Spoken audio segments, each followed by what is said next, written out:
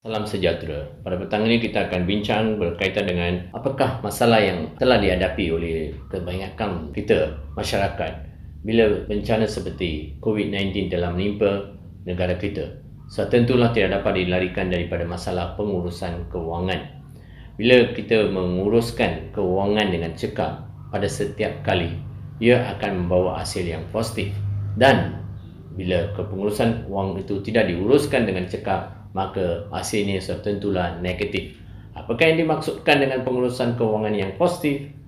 Apakah yang dimaksudkan dengan pengurusan kewangan yang negatif? Biarlah episod ini kita tengok apakah maksudnya pengurusan kewangan yang positif. Pengurusan kewangan yang positif akan memastikan kita mempunyai satu kedudukan yang baik dalam menghadapi apa saja jua bentuk masalah kewangan, dan kita dapat membebaskan diri kita daripada masalah kewangan. Freedom of finance. So, artinya kita perlu menguruskan jumlah pendapatan bulanan yang kita terima tu dengan cekap, dengan sempurna, bagi memastikan kita mempunyai aliran tunai yang positif, yang cukup untuk pada bulan-bulan yang berikut. Antara langkah-langkah yang boleh menjadi panduan pada diri kita adalah di mana kita harus mendahulukan simpanan daripada pendapatan yang diperolehinya. Berapakah peratus yang harus disimpan daripada jumlah pendapatannya? Sekurang-kurangnya 10% haruslah disimpan dahulu sebagai simpanan kecemasan pada masa-masa yang akan datang, dan baki 90% bolehlah dibelanjakan. Okey? 10% itu harus digunakan dalam simpanan yang kita akan bincang kemudian. 90% lagi yang kita belanjakan itu adalah terdiri daripada perbelanjaan tetap dan perbelanjaan yang tidak tetap. Itulah yang dimaksudkannya. Contoh, di sini kita menerima RM3,000 gaji sebagai gaji pendapatan kita, gaji per bulanan kita. Daripada RM3,000, RM300, 10% haruslah disimpan sebagai simpanan ataupun dana kecemasan. Ingat, setiap individu harus mempunyai simpanan selama 6 bulan di dalam bank ataupun di dalam simpanan kita untuk menghadapi sebarang kecemasan pada bila-bila masa. So, memandangkan contoh di atas tadi, daripada RM3,000, RM300 haruslah disimpan sebagai simpanan.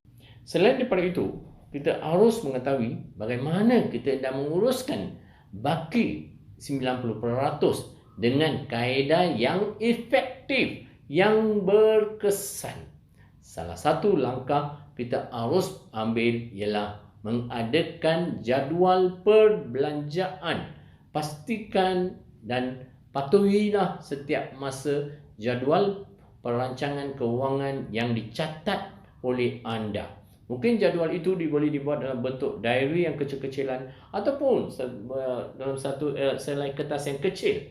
Ke manakah perbelanjaan itu dibelanjakan, bagi memastikan kita tidak lari daripada jumlah perbelanjaan tersebut. Okey?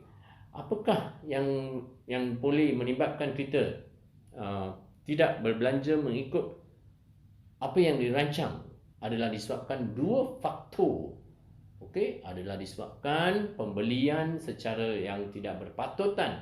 Pembelian itu harus dielakkan. Pembelian itu tidak perlu, tetapi kita membeli secara buta tulen. Patut saudara-saudari elakkan pembelian secara begitu. Kedua, penggunaan kad kredit. Kebanyakan orang-orang dewasa pada masa ini didapati disediakan bankrupt disebabkan penggunaan kad kredit yang tidak beremak. Harus menggunakan kad kredit bila keadaannya perlu sahaja.